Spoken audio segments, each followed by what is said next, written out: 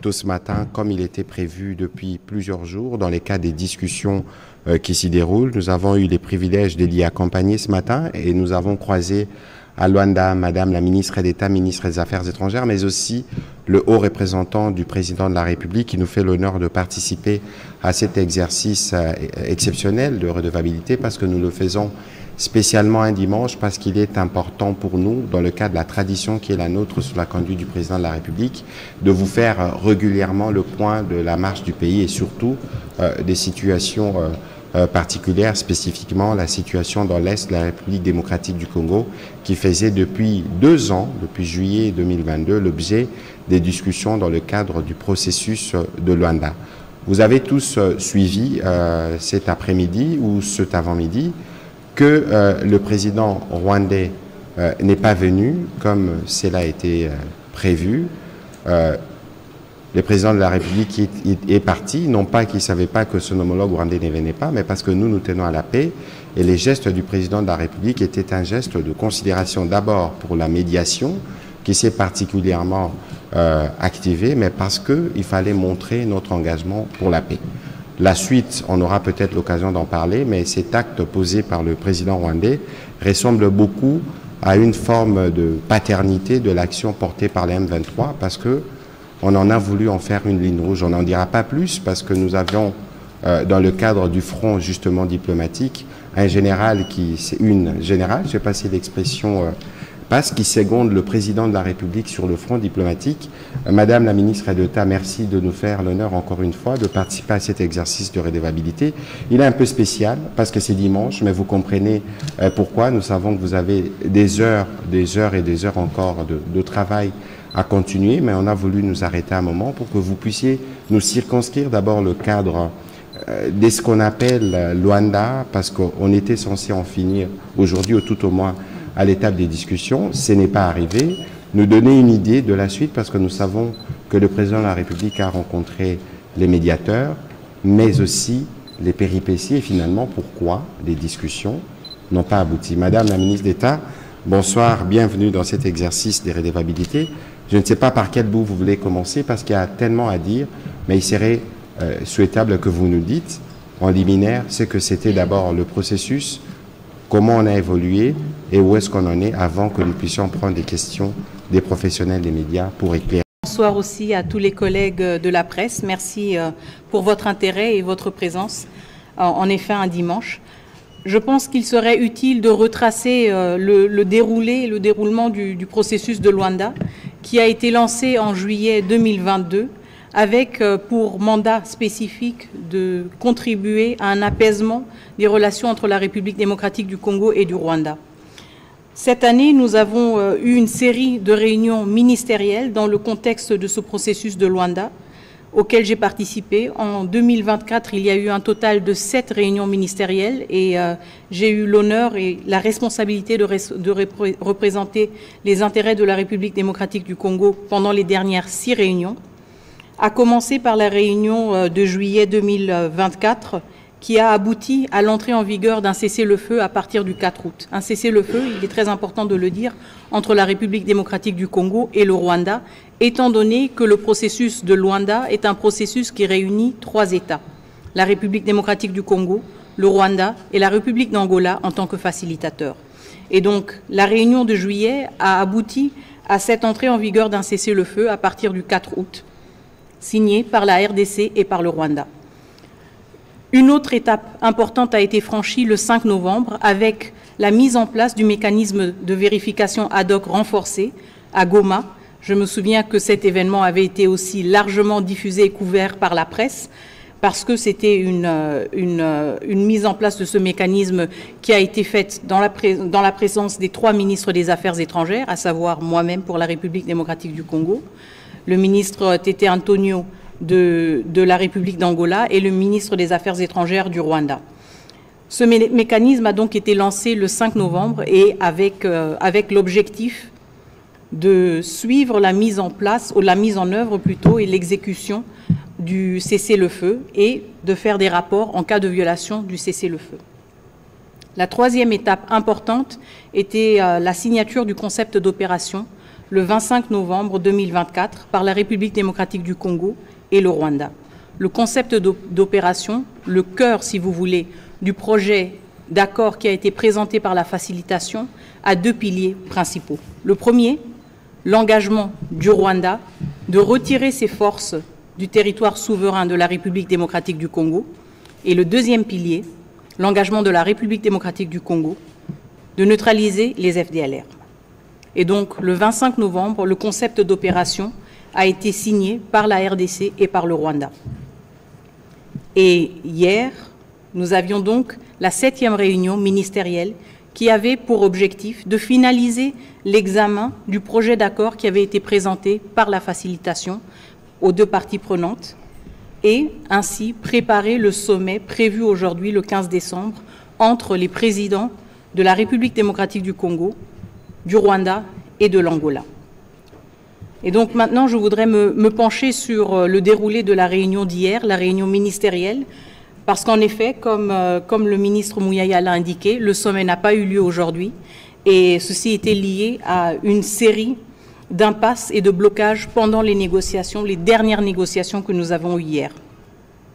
En effet, pendant ces négociations, le Rwanda a brandi à nouveau le prétexte de l'importance d'une solution négociée et d'un dialogue direct entre le gouvernement de la République démocratique du Congo et le groupe terroriste du M23.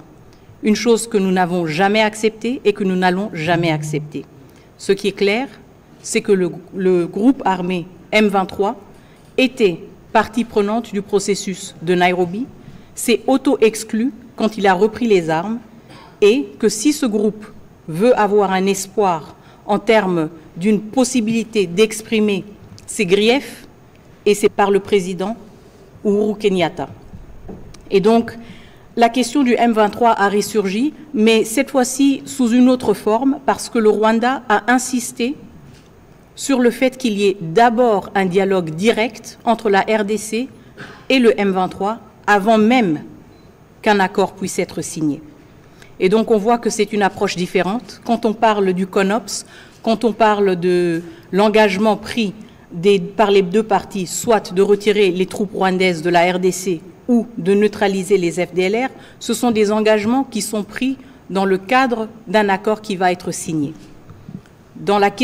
Par rapport à la question du M23, le Rwanda a mis comme condition préalable à toute signature et à tout sommet qu'il y ait d'abord un échange direct et un dialogue direct entre la RDC et le M23. La République démocratique du Congo a rejeté cela, tout d'abord parce que c'était une tactique qui a été sortie en dernière minute et nous l'avons vu pour ce qu'elle était, une tactique pour bloquer le processus, et aussi parce que nous avons toujours défendu notre position. Nous n'allons pas discuter directement avec un groupe terroriste. Et donc ceci a eu pour résultat que le Rwanda a exprimé son avis que le sommet n'avait plus lieu d'être. Et donc nous nous sommes retrouvés dans cette situation malheureuse ce matin où nous avons dû constater que le président rwandais, Paul Kagame, avait décidé de ne pas honorer l'invitation de son homologue angolais. Le président de la République démocratique du Congo, son Excellence M. Félix-Antoine Tshisekedi Tshilombo, lui, a honoré sa parole et il a honoré aussi les efforts inlassables du facilitateur et s'est rendu ce matin à Luanda. Il s'est rendu ce matin à Luanda pour lui-même aussi constater l'absence de son homologue rwandais, ensemble avec le facilitateur. Et je pense que nous sommes arrivés à un moment assez tournant parce que nous avons tous pu constater hier que le Rwanda, la République démocratique du Congo et l'Angola étaient très proches d'avoir un accord de paix. Mais que le Rwanda a fait le choix de supporter et de continuer son appui envers le M23 aux dépens d'une perspective d'une paix et d'un accord de paix. Entre la paix et le M23, le Rwanda a choisi le M23. Donc, je pense que ça nous donne déjà un peu le tableau général de la situation dans laquelle nous nous sommes trouvés. Mais encore une fois, je pense que c'était important que le président de la République se soit rendu à Luanda parce qu'il a pu échanger avec son homologue angolais et aussi exprimer sa reconnaissance pour ses efforts de médiation qui ont été déployés pendant plus de 2 ans par l'Angola. Et donc voilà, merci beaucoup Madame la ministre d'État de la concision. Vous avez dit beaucoup de choses, nous aurons l'occasion de revenir sur certaines avec les questions qui seront posées, mais très rapidement, comment s'est déroulé justement ces discussions? Parce que nous savons que vous alliez jusqu'à des heures. Nous avons suivi que, par exemple, le Rwandais traînait les pieds pour venir. Vous avez dit il y a quelques jours au Conseil de sécurité que dans le cadre, par exemple, du mécanisme de vérification, les experts ne venaient toujours pas. Est-ce qu'il y avait véritablement une volonté durant ces discussions de parvenir à une solution ou est-ce que c'était des gesticulations habituelles pour finalement dévoiler les vrais visages à la fin?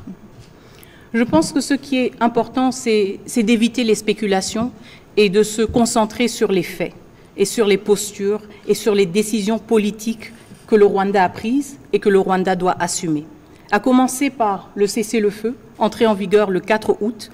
Depuis le 4 août, nous avons tous observé des violations récurrentes de ce cessez-le-feu par les forces armées rwandaises présentes en République démocratique du Congo en violation flagrante du droit international. C'est la raison pour laquelle la facilitation, la République démocratique du Congo et le Rwanda aussi ont mis en place le mécanisme de vérification ad hoc renforcé pour que toutes ces allégations de violation du cessez-le-feu puissent être examinées et corroborées.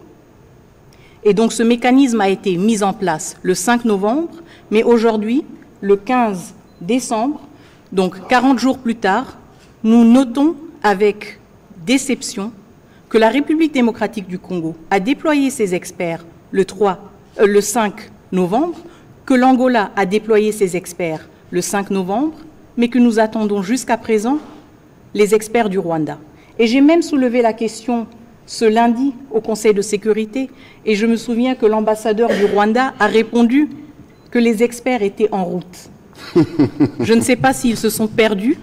Je ne pense pas que le Rwanda soit si grand qu'on se perde pendant tant de jours, mais ils ne sont toujours pas arrivés à Goma. Donc, depuis lundi, et selon la réponse de l'ambassadeur du représentant permanent du Rwanda aux Nations Unies, les experts du Rwanda qui ont été nommés pour participer au mécanisme de vérification ad hoc sont en route vers Goma. Le temps qu'ils arrivent. On va commencer la série des questions. On commence par M. Bienvenu Marie Bakoumania, et puis ce sera Ange Kassongo, puis M. Achille Kadima.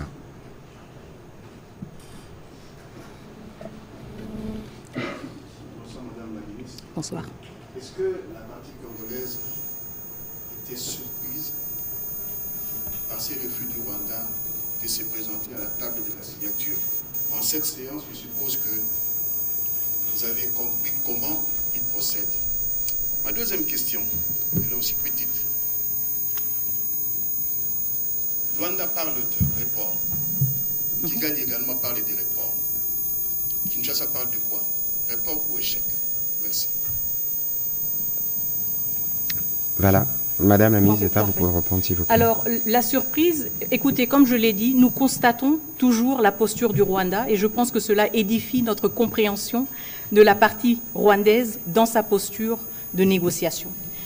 Surpris, non, nous ne l'étions pas parce que, comme je l'ai indiqué auparavant, les discussions étaient extrêmement difficiles et pénibles. Nous avons reconnu qu'il y avait un manque de bonne foi, et ça de manière perpétuelle. Et à 1h du matin, après plus de 6 heures de négociation, quand la nouvelle est arrivée que le Rwanda allait se retirer et que le président Kagame n'allait plus participer, nous n'étions pas surpris. Parce que c'était pour nous l'aboutissement d'un effort perpétuel qui avait été mené pendant la journée. Et nous n'étions pas surpris parce que nous nous sommes rendus compte que l'étau se resserrait sur le Rwanda. Si nous avions eu la présence du président Kagame et la signature, nous serions maintenant dans un contexte d'obligation légale, dans un contexte dans lequel un chef d'État ou 3 chefs d'État auraient signé un accord et seraient tenus redevables pour sa mise en œuvre. Et donc pour nous, c'est une confirmation de la posture du Rwanda et nous parlons de manière très ouverte de cette confirmation de la posture du Rwanda parce que ça a été aussi un long combat pour la République démocratique du Congo de dévoiler justement cette posture du Rwanda au monde entier. Et donc nous restons mobilisés pour la paix. C'est pour cela que nous avons participé jusqu'à la dernière minute. C'est pour cela que notre président s'est rendu à Luanda. Mais nous ne sommes pas surpris que le Rwanda n'ait aucun intérêt à ce qu'il y ait un accord et à ce qu'il y ait une paix durable. Sa posture, comme j'en ai parlé, que ce soit par rapport au cessez-le-feu, que ce soit par rapport à la question du mécanisme de vérification ad hoc, ou que ce soit par rapport aux postures qui sont défendues même dans le Conseil de sécurité, la posture du Rwanda nous montre clairement que c'est un État qui ne respecte pas le droit international, que c'est un État qui n'a aucun scrupule de violer le droit international et de se présenter comme victime. Et nous, notre combat diplomatique, tout comme notre combat en termes de communication, est justement de montrer à toutes les parties prenantes le vrai visage des uns et des autres. Le nôtre, il est clair. C'est un visage d'un pays déterminé, c'est un visage d'un pays qui cherche la paix et qui reste engagé malgré les défis et les obstacles. Par rapport à votre deuxième question, est-ce que c'est un report ou un échec? Bon, l'un n'exclut pas l'autre. L'échec, en effet, il doit être constaté. Encore une fois, il y a un président qui invite ses homologues, qui invite 2 de ses homologues, et un qui ne vient pas, qui ne daigne pas d'honorer cette invitation. C'est un échec.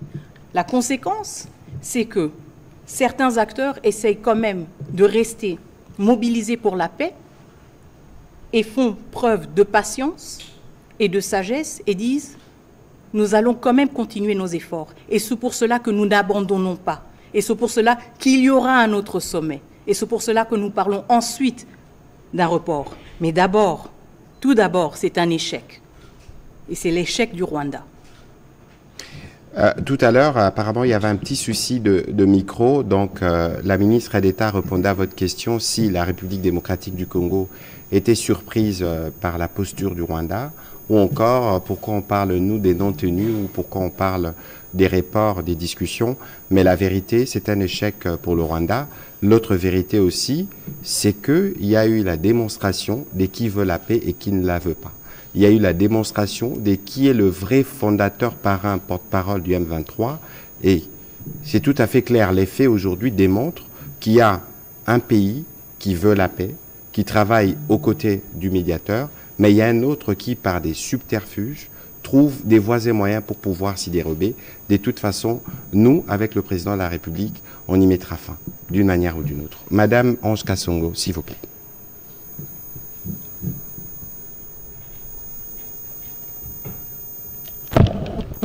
Bonsoir, leurs excellences. Alors, permettez-moi de poser mes 2 petites questions en anglais, s'il vous plaît. C'est Ange Kasongo pour Reuters. So the first is, can you tell us, please, what Kigali expects from the DRC with regard to the FDLR specifically? And secondly, we want to know what does this postponement mean for hopes of resolving these conflicts, finally? Thank you. Do you want to go now, or maybe we should answer on that at the end of the briefing? We can do that, yeah. Okay, we will come back to your question. Let's finish with French first. Okay? Thank you. On va prendre la question d'Achille Kadima. Comme ça, on ne perd pas le fil. On aura l'occasion de répondre en français, en anglais, mais aussi en lingala, pour que les gens puissent bien comprendre. Allez-y, monsieur Achille Kadima, s'il vous plaît. La ministre, selon votre collègue des Affaires étrangères du Rwanda, vous n'êtes pas tombé d'accord à cause de l'intransigeance de votre délégation, à cause de l'intransigeance de la République démocratique du Congo. Dites-nous, madame, sur quel point Kinshasa ne saurait transiger, quelle est la ligne rouge à ne pas franchir? La deuxième question s'adresse au ministre de la Communication. Monsieur le ministre, comment interprétez-vous les refus du président Paul Kagame de faire les déplacements de Luanda? Merci. On va commencer par la ministre d'État et puis je pourrai commenter juste après. La question de ligne rouge, elle est claire, elle a toujours été claire et défendue par la République démocratique du Congo. Nous n'allons pas dialoguer avec un groupe terroriste comme le M23. La République démocratique du Congo, vous le savez tous mieux que moi, vient de très loin. Quand il s'agit des groupes armés, quand il s'agit aussi du poids des négociations que le pays a eu à engager avec des groupes armés qui ont utilisé la violence et la force pour avoir un accès politique ou pour avoir de l'importance ou de l'influence politique ou un accès à des ressources quelconques. Cette page a été définitivement tournée. Et c'est pour cela que pour nous, il est inacceptable. Et je ne pense pas que la République démocratique du Congo soit une exception mondiale quand nous disons qu'il est inacceptable de négocier directement avec un groupe armé qui bombarde des camps de déplacés, qui tue et qui massacre des civils, qui viole des femmes, qui pille des ressources naturelles et qui est aussi coupable d'attaques contre des soldats de la paix. Cette ligne rouge, elle n'est pas exceptionnelle. Chaque autre pays qui se respecte et qui respecte sa position en tant que pays membre des Nations Unies n'accepterait jamais de parler avec un groupe armé comme le M23 et de lui donner ce degré de légitimité. Il y a un cadre très spécial pour la question des groupes armés congolais et c'est le processus de Nairobi. Il n'y a pas de traitement exceptionnel et il n'y a certainement pas de récompense pour les pilleurs, les violeurs et les assassins. Voilà. Alors, sur votre question, comment interpréter le refus du président rwandais de venir à Luanda? Peut-être qu'il faut lui poser la question. Mais si moi je dois vous répondre, c'est parce qu'il refuse de voir la mort de sa créature, parce qu'en réalité, en signant l'accord avec le gouvernement de la République démocratique du Congo, c'est consacrer la fin. Parce qu'on vous a déjà démontré de mille et une manières que les M23 en réalité n'existent pas. C'est un groupe des supplétifs de pantins qui sont recrutés pour le besoin de faire la couverture de ces œuvres malsaines qui consistent principalement au pillage de nos ressources. La ministre d'État l'a déjà dit et redit plusieurs fois. La guerre, elle est économique. Le mobile qui sont poursuivis par les M23, c'est de s'emparer des zones minières pour être sûr que nous continuons ou que le Rwanda continue à s'approvisionner depuis 30 ans. Et aujourd'hui, pour nous, dans la stratégie du président de la République, sur tous les fronts d'ailleurs, militaires, diplomatiques, médiatiques, économiques et judiciaires, c'est de mettre fin à toutes ces gesticulations. Et donc, sa non-venue aujourd'hui, ce n'est qu'une manière de retarder ce qui va lui arriver parce que nous finirons par y arriver à travers les différentes stratégies que nous avons mises en place. Et donc ça doit être bien clair. Et c'est pourquoi, pour cette question spécifique de l'Est, nous disons que les médias, que les Congolais, nous devons tous faire bloc derrière le président de la République. Et nous savions aujourd'hui qu'il ne viendrait pas. Tout simplement parce que lorsqu'il regarde ce qu'il engrange comme profit à travers les déplacements de population, à travers le pillage systématique, il ne pouvait justement pas trouver sa place dans un environnement où on veut parler de paix, dans un environnement où pendant plusieurs jours, en cette réunion, durant plusieurs mois, ces équipes ont convenu avec les nôtres. Je fais juste un tout petit rappel. Au début de cette crise, les Rwandais parlaient de 3 choses. Ils nous parlaient de quoi? Des discours de haine. Donnez-nous un exemple. Dans un pays de 100 millions d'habitants, discours de haine. Deuxième chose, ils nous parlaient de la problématique de réfugiés. Le vice-premier ministre Lutunduda, qui a précédé Madame la Mineta à cette fonction, a signé avec la partie rwandaise des accords sous les auspices de Philippe Augrandi à Genève pour régler la problématique de réfugiés. Et que par la suite, il y avait cette question récurrente, jamais achevée des FDLR, mais nous avons concédé parce que nous voulons aller vers la paix lorsqu'on parle de neutralisation. Et donc aujourd'hui, il y avait donc sur la table plus aucun prétexte pour que nous ne puissions pas faire le pas en avant. Mais lorsqu'on est obnubilé, on s'est nourri pendant longtemps du sang et des minerais du Congo, on veut continuer à avoir cet appétit. Mais comme je vous l'ai dit tout à l'heure, on finira par y mettre fin.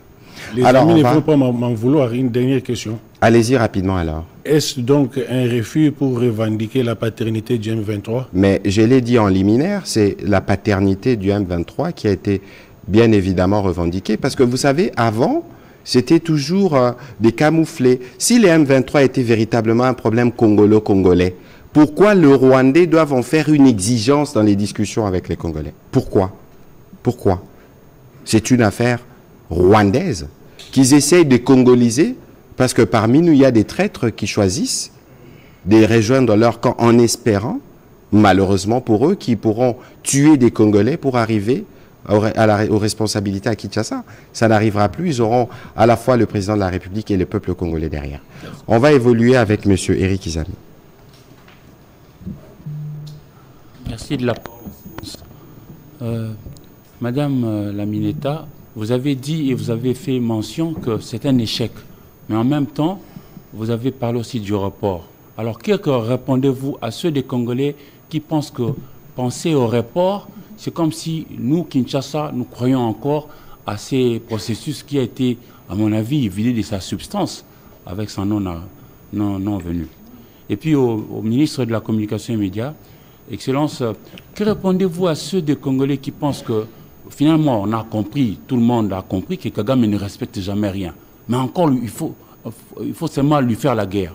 Mais, que répondez-vous à ceux des Congolais qui pensent que nous devons lui faire la guerre parce que finalement il ne va pas nous donner la paix sur un bout de papier? Écoutez, ces Congolais qui veulent la guerre, ils ont raison. Mais il faut regarder le coût que cela représente dans un contexte où nous avons déjà des millions de personnes qui sont décédées. Il faut regarder l'environnement diplomatique dans lequel Madame pourra peut-être mieux dire que moi. Il faut regarder aussi la détermination du président de la République à veiller sur la vie de chaque Congolais. Parce que fort malheureusement, la plupart de ces conflits se déroulent sur notre territoire. C'est pour ça que lorsque nous vous parlons du front diplomatique, le front diplomatique qui aurait pu, avec son rythme, nous donner des résultats. Lorsqu'on parle du front judiciaire, du front économique, du front médiatique, c'est parce que nous devons combiner tous ces efforts pour mettre un terme à une situation qui perdure depuis 30 ans. Madame la ministre d'État. Tout à fait. Et justement, je comprends tout à fait la préoccupation et l'interrogation sur la viabilité du processus de Luanda après un tel échec. Mais en même temps, comme le ministre Mouyaya l'a indiqué, notre combat, il se décline sur plusieurs fronts. Le front diplomatique, c'est le front du dialogue, c'est le front des négociations, c'est le front de l'effort inlassable. En même temps, nous avons d'autres fronts. Nous avons notre front militaire, nous avons notre front médiatique. Et donc, en même temps, nous restons concentrés sur ce processus de Luanda. Pourquoi? Parce que c'est un processus qui va rendre le Rwanda redevable, qu'ils le veulent ou pas. Absolument. Et nous allons continuer la pression et nous sommes reconnaissant du fait que nous avons aussi un facilitateur qui reste déterminé à trouver une solution durable à ce conflit. C'est aussi une manière très importante pour nous de confronter tous nos amis, tous nos alliés de la communauté internationale qui nous encouragent à privilégier la voie diplomatique. Et en effet, nous la privilégions. Mais en même temps, il faut un environnement propice, un environnement diplomatique propice qui rende ce genre d'efforts diplomatiques aussi viable. Et c'est là où nous responsabilisons ceux qui insistent sur la voie diplomatique. Maintenant que nous avons prouvé et que nous prouvons chaque fois que nous allons à Luanda notre détermination, notre sérieux, et que nous faisons face chaque fois à une partie rwandaise qui aime nous faire perdre du temps, qui se perd dans des discours politiques, qui n'honore même pas des invitations d'un chef d'État, nous voulons aussi mettre à l'épreuve cette communauté internationale, ses amis, ses alliés qui insistent sur cette approche diplomatique. Maintenant, c'est le temps que ces voix-là s'élèvent et qu'elles tirent les conséquences des actions et des postures des uns et des autres. La République démocratique du Congo, le président de la République, était aujourd'hui à Luanda. Et il était à Luanda parce qu'il voulait signer un accord, parce qu'il voulait la paix. Où était son homologue rwandais? Très bonne question. Merci. Monsieur Pichi Moulumba, s'il vous plaît.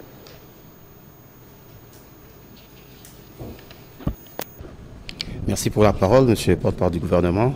Madame la ministre d'État, j'ai une préoccupation et deux autres. que je vais relayer du confrère Saleh des Associated Press. Je note l'échec du processus. Néanmoins, la République démocratique du Congo reste mobilisée, vous l'avez dit, pour la paix. Mais comment feriez-vous comme gouvernement sur le front diplomatique pour faire pression sur Kigali pour qu'il adopte une position sincère et cesse son jeu de duplicité revendiquant, le ministre de la Communication l'a dit, la paternité du M23? Alors, l'idée de cette question, c'est que quel est le contenu de l'accord proposé par la médiation? Est-ce que dans cet accord, les médiateurs fait-il expressément allusion au dialogue avec le M23? Et puis, c'est depuis le 30 novembre que le texte de l'accord vous a été proposé par les médiateurs. Et pourquoi votre réaction n'est venue que seulement hier? Ok, très bien. Alors, par rapport à la première question, comment est-ce que nous voulons maintenir la pression diplomatique?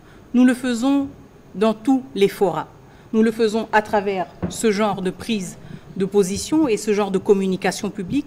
Nous le faisons dans nos interactions avec le corps diplomatique. À cet effet, nous avons déjà pris la décision aussi de rencontrer le corps diplomatique accrédité en République démocratique du Congo pour avoir un échange franc sur le déroulé du processus de Rwanda et cet dernier épisode.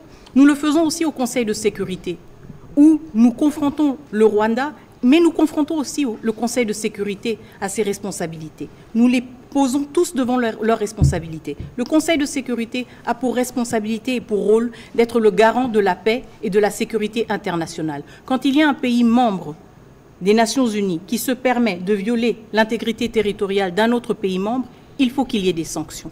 Et nous n'allons pas nous lasser de rappeler aux membres permanents et non permanents du Conseil de sécurité qu'ils ne sont pas en train de faire leur travail correctement.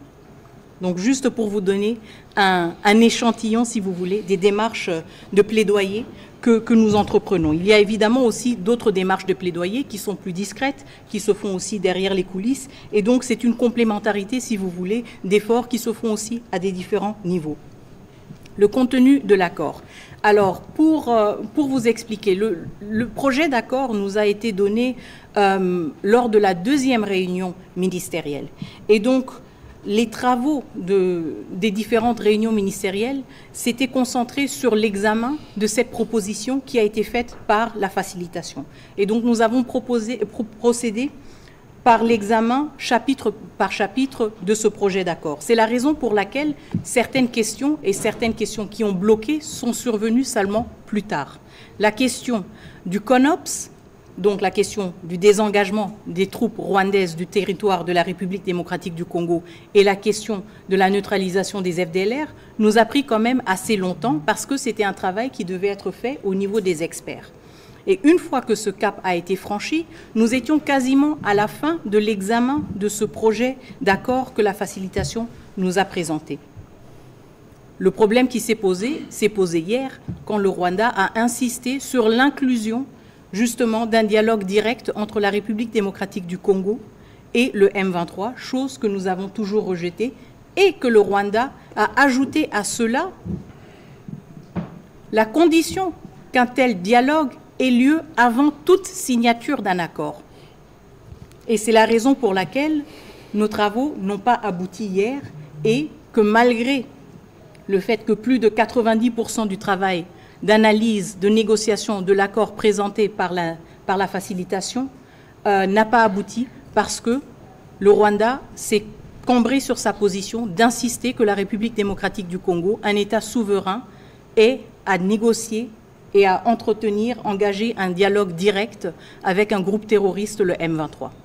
Et le Rwanda, encore une fois, je le réitère, était devant l'opportunité de mettre fin à ces négociations sur l'accord. Nous avions tous l'opportunité d'adopter ce projet d'accord, mais le Rwanda a préféré privilégier le M23 et a sacrifié la paix et l'accord, en tout cas temporairement, pour plutôt protéger le M23. Donc voilà, on va prendre une série de questions pour terminer. D'emblée, nous voudrons nous excuser pour les téléspectateurs du journal de la télévision nationale. Nous grignoterons quelques minutes sur le 20h parce qu'il nous reste 5 minutes. Il y a quelques questions en anglais, il faut qu'on épuise une question en lingala aussi. Donc on va prendre les questions de M. Jean-Paul Kabongo, de M. Chris Okamringa, et on va terminer par les questions de M. Fabrice en lingala. S'il vous plaît.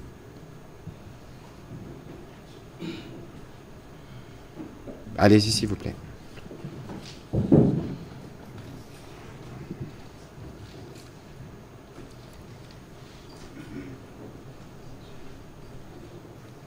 Merci, Monsieur le Ministre, pour la parole.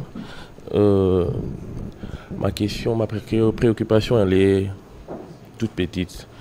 Alors, au regard de tout ce qui s'est fait aujourd'hui... Vous pouvez élever un peu la voix, s'il vous plaît. Au regard de tout ce qui s'est fait aujourd'hui, on comprend que cette position du Rwanda, c'est une position qui a déjà été fustigée par beaucoup de Congolais. Alors, ma préoccupation est de savoir quelles sont les informations en votre possession, vous, gouvernement, qui font assez que l'option d'une guerre directe contre le Rwanda et certains autres voisins ne soit pas d'actualité, ne soit pas appliquée. Bon, la question, on ne va pas dire que ce n'est pas une option sur laquelle l'on travaille. Je vous ai parlé du front militaire. Mais il y a un coût à la guerre qu'il faut payer. Pourquoi on paierait le coût de la guerre lorsque nous évoluons dans un contexte diplomatique qui peut nous permettre d'arriver à la solution?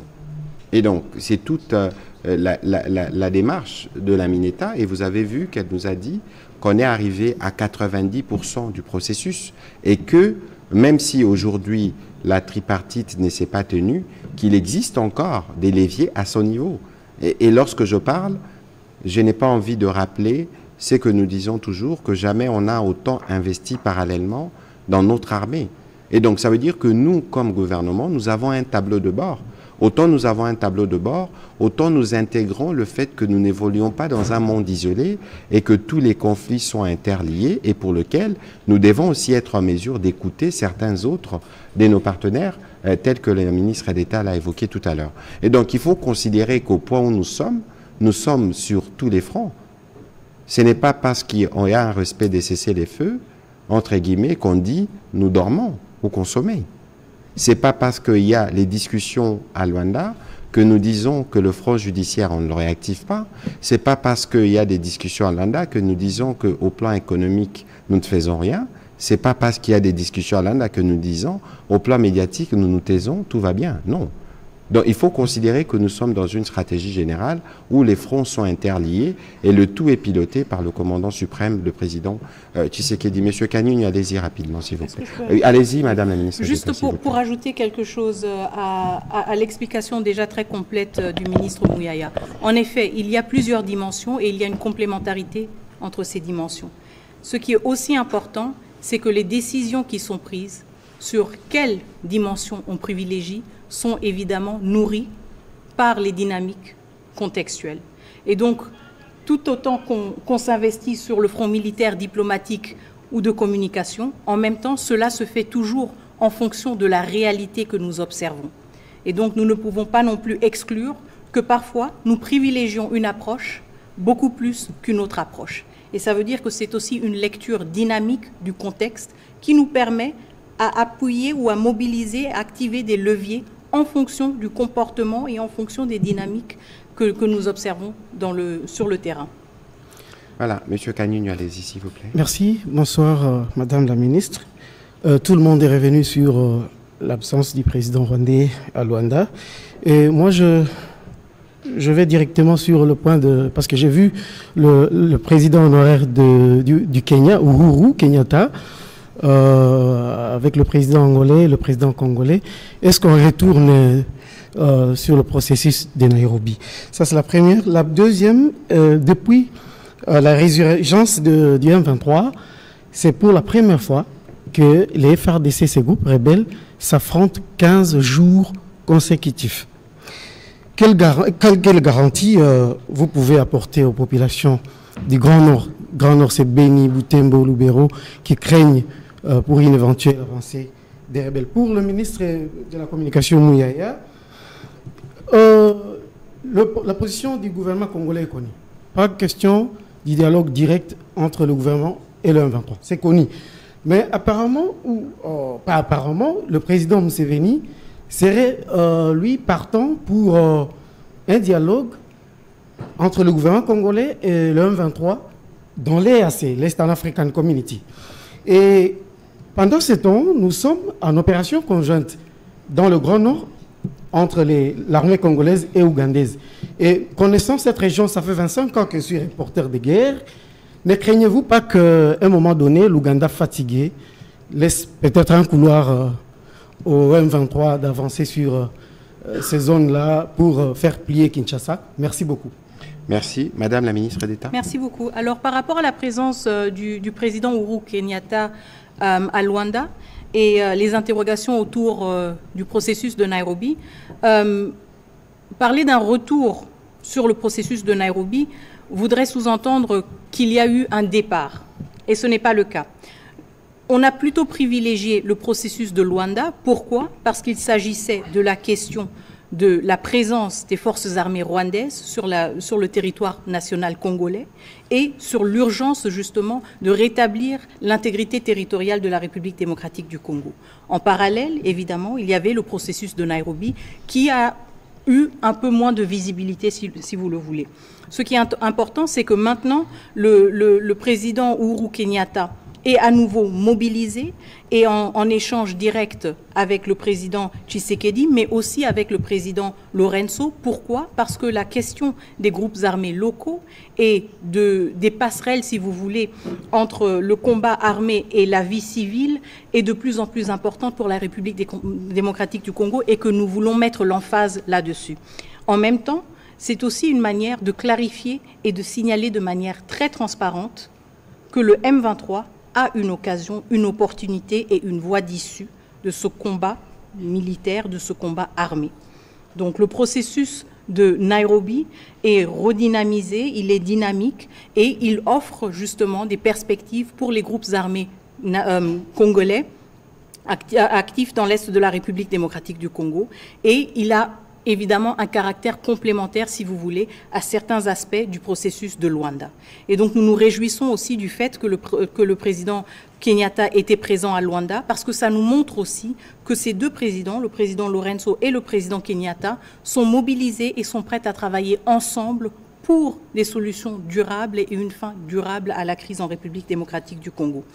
La question sur les 15 jours d'affilée d'offensive et de combat entre les M23 et les FARDC et la question des garanties que nous ou que le gouvernement de la République démocratique du Congo peut donner à la population.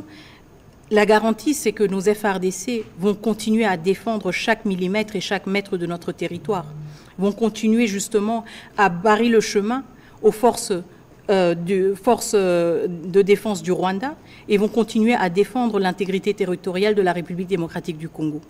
Évidemment, nous ne nous réjouissons jamais quand il y a des affrontements parce qu'il y a un risque exacerbé de victimes civiles. Mais en même temps, je pense aussi que le fait que pendant 15 jours, nos FARDC restent valiants et montrent justement leur détermination, c'est quelque chose d'important, c'est un signal fort et ça nous montre aussi que nous sommes protégés par nos FARDC. Voilà, sur cette question, c'est qu'il faut savoir que ce n'est ni l'absence du président rwandais à Luanda aujourd'hui, ce n'est ni la présence de ses forces dans l'est de la RDC qui vont nous faire revenir sur notre position qui est très claire que je rappelle. Nous ne négocierons jamais avec les M23. Encore que, si vous avez bien suivi les propos de la ministre d'État tout à l'heure, elle a dit la discussion qui est prévue avec les groupes armés est prévue dans le cadre du processus de Nairobi. Et la présence du président honoraire Uhuru Kenyatta à Luanda était justement illustratif de la volonté portée par les médiateurs de la crise de s'assurer que les composantes vont de pair.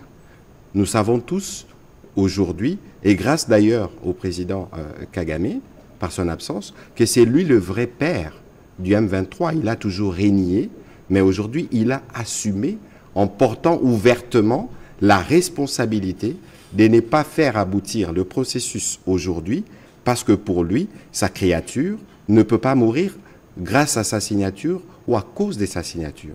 C'est la vérité, c'est l'autre vérité d'aujourd'hui, et certains diraient même en langage un peu politicien ici, que c'est lui l'autorité morale du M23. Et donc, lorsque vous parlez de la question du président Museveni, avec l'Ouganda, il faut dissocier ce que nous faisons ensemble dans le cadre de la traque contre les EDF, parce que le terrorisme, c'est combat en coalition.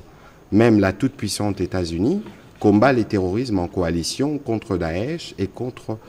Pour ce qui concerne la question du M23, je crois que le président Museveni, comme tous les autres présidents de la région, savent qu'il existe un processus. Et donc aujourd'hui, envisager ou penser que Madame la ministre d'État et d'autres experts s'assieront avec des terroristes reconnus qui tuent, qui endeuillent et qui déplacent, ce serait illusoire.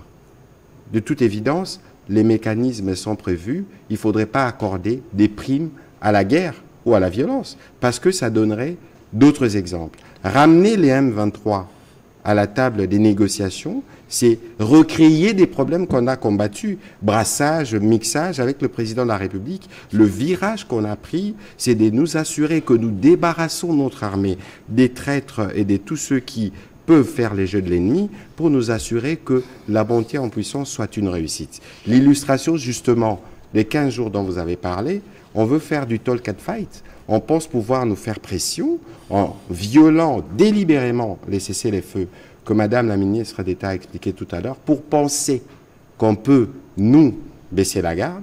C'est mal connaître la stratégie du président de la République. On va prendre alors Monsieur Kamringa et puis la question en lingala. Merci beaucoup, Mr. Ministre, pour cette opportunité. J'ai travaillé avec chaîne anglophone, donc je voudrais poser mon question en anglais. Please go. I think you're going to answer to Madame Anshka Songo question so at the same time, and then we're going to finish in Lingala. The failure of the meeting between these two leaders is a big disappointment to people who are hoping that a peace deal would be reached.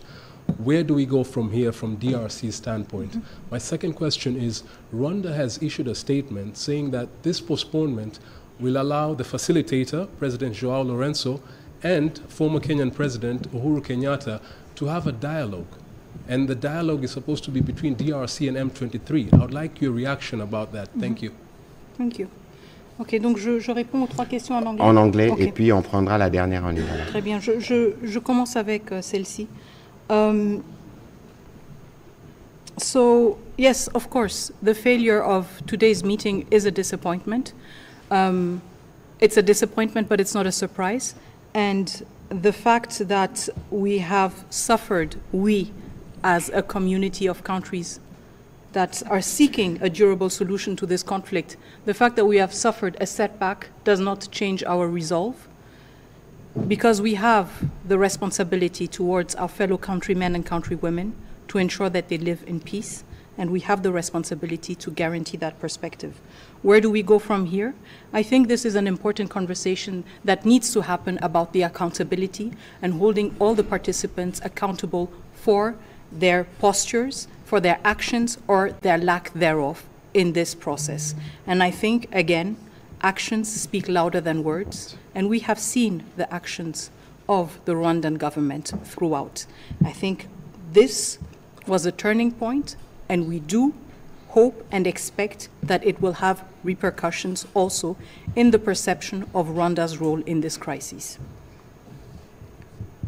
Now, about the press statement from the Rwandan Ministry of Foreign Affairs speaking about facilitators having a dialogue with the M23.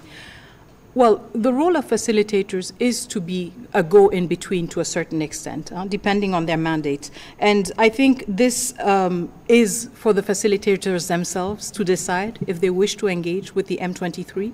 Again, I can only reiterate the position of the government of the DRC.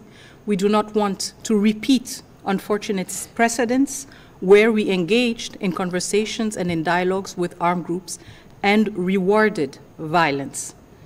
And this is why there is no perspective for direct talks between the M23, a rebel group, a terrorist group that has raped, killed, and terrorized millions of Congolese citizens. There is no perspective for a direct dialogue between the government and the M23. The perspective that is offered to the M23 is to return into the Nairobi process, a process designed for Congolese armed groups who seek to put an end to their armed struggle.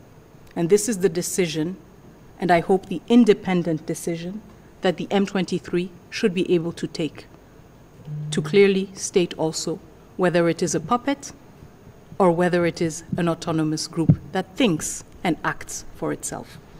The two questions from Madame Ange Kasongo. The question on the neutralization of the FDLR and what Rwanda expects from the DRC. This was elaborated in the CONOPS. I will not go into the details of that. The question of neutralizing the FDLR is not a new one. It's an issue that the DRC has worked on, including in joint operations with the Rwandan Defense Forces. And so the question here is to neutralize FDLR elements that are still active and present in the DRC to the extent possible. I want to emphasize the fact that the FDLR have been present and active in DRC for the past 20 years, but they have also been combated by the DRC for the past 20 years. And so while we make the commitment to neutralize the FDLR, I think this goes hand in hand with a thorough assessment of the FDLR as they currently stand, their numbers, and their threat capacity. And there is a need also to contextualize this in the efforts of neutralization to make sure that we have a clear picture of what threat the FDLR, what real physical threat the FDLR represents. The second question was the hope to resolve the crisis. I think I answered this a bit in the first question that your colleague asked. But again, I think the government of the DRC cannot afford not to hope and not to fight for peace. This is our responsibility towards the citizens of this country. And as we mentioned repeatedly today, this effort is articulated on various dimensions. There's the diplomatic efforts, the military efforts, the legal efforts, the communication efforts. And so in this context, I, as a Minister of Foreign Affairs, will continue all my diplomatic efforts, will reinforce these efforts to make sure that we keep the pressure and to make sure that we keep also the trajectory that was set forth in the Luanda process to help us navigate and reach a durable solution to the crisis which we find ourselves in. Thank you so much. La ministre Edeta répondait à quelques questions en anglais portant notamment sur la neutralisation des FDLR et sur la suite du processus, sur notamment la manière dont on va construire la paix. On va prendre rapidement la dernière question en Lingala pour être en mesure d'expliquer à ceux qui nous suivent en Lingala ce qui s'est passé. Solo na Lumbango bai Congo démocratique bazalaki na elika penza ya ko mona masolo ya bai nkumu ya ekolo Congo pe nkumu ya ekolo ya Rwanda basolo la po na kotia ukio na mambi matali bitumba o monyele ekolo Congo démocratique nzoka nde makamana masalemite na yo mwana mboka Patrick Muyaya utalisa na bai Congo démocratique solo bitumero continuer toujours topé bino pe mbula matari ekolo Congo démocratique ndenge to monaki toma koengela kamambia bapaya ko tia mokoloto na mikanda kuna na ekolo ya Russie epesaki sayo motema na bai Congo démocratique balobi solo Congo démocratique telemi pona ko bundisa bongo bai ba ko sala biso mabe masolo yango mama bosola ki ndenge nini kuna na Russie et puis na ntoma Patrick Muyaya tokobunda tope tokobunda te tozela kaka Kagame to bondela kaye ye pe atubaka biso bembeli na sima mokongo matondi mingi. Je commence avec la Russie. Allez-y, s'il vous plaît. Je vais être brève sur la question sur la Russie. Donc, ba négociation to zalaki nango na Russie, to signé ba accord na ba russe, ba accord différent pour na kosali sabiso kosala na ba domaine différent. Et à la domaine ya défense, et à la domaine ya économie. En plus, il faut oublier que Russie na République démocratique du Congo, to zalaka na ba relation diplomatique. Maintenant, il y a 65 ans. Donc, discussion pe tozalaki nango, ezaki kota là, après 65 ans, tolingi tokende nengenini. Donc, toyokani que, en 2025, tokofanda, RDC na Russie, to kanisa, ba stratégie, pour na kosala, ba coopération na biso, ezala moi makasi, na ba domaine différent, y compris défense, mais ba domaine misusu neti agriculture pe. Donc, wana ezalaki, objectif, il y a discussion tozalaki nango na Sochi na Russie et tokanisi qu'en 2025 toko continuer ba masolo wana na ba russe. Voilà, na motuna na yo, mais yo moko na kati ya motuna opesa yano. Est-ce que yo sur la muka olobi lelo na okende musala te? Olobi lobi okepe musala te? Soko telemi obunda te, oko vivre ndenge nini? Soki otelemi obundela ekolo na yo te, oko vivre ne bitumbe kosila ta? O biso tokei kokende kovanda kosolola na président angolais eza pe bitumba bakosa bino te. Mama Mineta bisika zali eza parce que temps eza mokuse bon akota bino na ba détail eza te. Omoni ba rwandela babandaka bazaka ko wangana. Ah biso M23 biso te. Ah biso boete. Kasi lelo bomoni autorité morale na bango abimi. Lelo soko tali kagama koma biloba loba. Bokende gauche boye koloba. Na ministre na ba réseaux sociaux. Matin, midi, soir, Mama Mineta l'air bakendaka Luanda. Asalaka rapport na Mokondi, asali rapport na conseil pour bayo kanaka na makambu oyo eza ba discussion babi oyo eza à une certaine dimension moyen tout ça lango makele les ananoté. Mais kasi bango monaka koloba muno koloba ka mingi et sumukaka. Kasi lelo mabena bango monani na mpoasa. Parce que batunyo su bayebaki que lelo 7e fois ba discussion et salami. Ba discussion ça qui makasi l'air etalaki oyo mama lobia wa makambotali désengagement. Il y a ba force na bango bazana kati territoire na biso. Ba rapport à Nations Unies s'établir bazakasuki 4000 na makamnyo so basala kayamabe.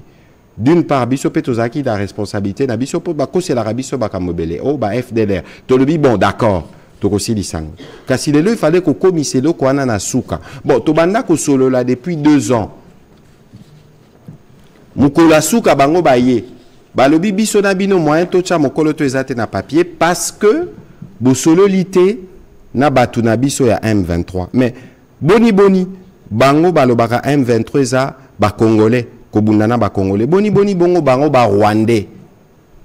Baya ko telema balobi soki bino ba congolais entre bino boyo kanité. Biso na bino to kiko signé. Est-ce que ça suspecté par ça?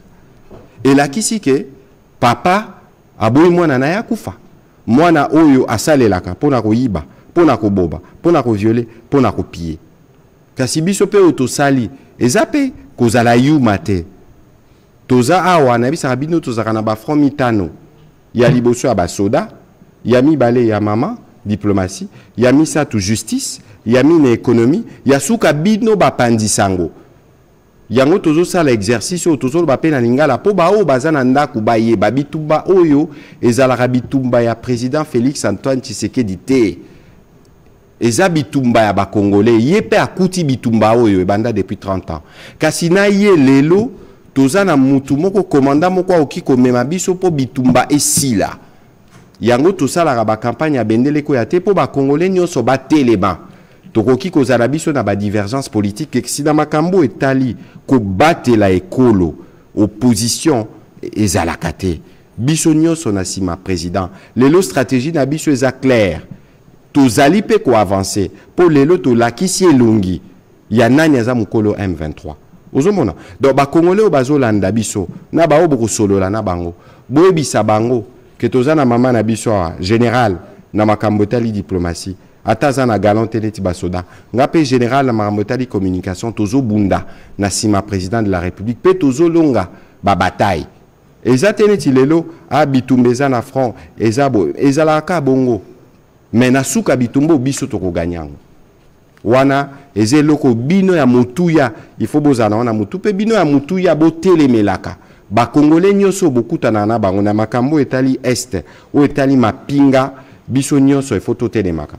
Madame la ministre d'État, on va terminer cet exercice, mais c'est la diplomatie, on le sait. Vous avez suivi des questions où on pense, beaucoup de Congolais pensent qu'il faut aller vers la solution militaire, c'est celle qu'il faut privilégier. Il y a eu ce qui s'est passé aujourd'hui. Qu'est-ce que vous pouvez nous dire, et ce sera votre mot de la fin, en termes de perspective? Est-ce qu'aujourd'hui, on peut continuer à croire que le front diplomatique que vous dirigez à la suite du président de la République va nous amener les réponses parce que nous voulons nous assurer que notre souveraineté, notre intégrité territoriale est respectée? Merci beaucoup. Je pense qu'en effet, nous restons mobilisés sur le front diplomatique. En effet, aujourd'hui, c'était un échec. Il y a eu beaucoup d'énergie qui a été dépensée pour avancer vers la signature de cette proposition d'accord. Malheureusement, ceci n'a pas abouti. Mais néanmoins, il était important aussi que le président Félix-Antoine Tshisekedi Tshilombo échange avec son homologue angolais, qui l'a rassuré de sa détermination aussi de continuer sa mission en tant que facilitateur. Et je pense que c'est là la prochaine perspective et la prochaine étape. Le facilitateur qui a un rôle particulier, qui a un mandat qui lui a été conféré par l'Union africaine, qui a aussi l'appui du Conseil de sécurité. Je pense que maintenant, nous allons espérer que la facilitation va se mobiliser davantage pour continuer ses bons offices, peut-être de manière moins visible que dans le contexte d'un sommet, mais je pense que la détermination du président Tshisekedi et la détermination du président Lorenzo étaient très visibles et très palpables aujourd'hui, et je ne pense pas qu'ils sont prêts à abandonner ce combat sur ce front diplomatique. Et donc, nous continuons à espérer et nous continuons à compter aussi sur la détermination de la facilitation angolaise. Évidemment, des autres pays partenaires que vous réunirez dès demain, disons les ambassadeurs, pour être sûr que ceux qui privilégient la solution diplomatique s'impliquent davantage pour utiliser d'autres leviers de pression. Mesdames et messieurs, on va terminer à cet instant cet exercice de redevabilité. Nous voulons vous remercier encore une fois, Monsieur le haut représentant, d'avoir voulu apporter votre soutien parce que vous composez l'équipe avec la ministre d'État et d'autres experts qui est à pied d'œuvre à Luanda pour le front diplomatique. Merci de continuer à servir la patrie. Pour ce qui nous concerne aujourd'hui, nous devons juste vous rappeler la détermination du président de la République à mettre fin à la guerre. Sa présence aujourd'hui à Luanda était une illustration de cette détermination justement. Bamisusu Balobi, Bakimi, appelé par forfait.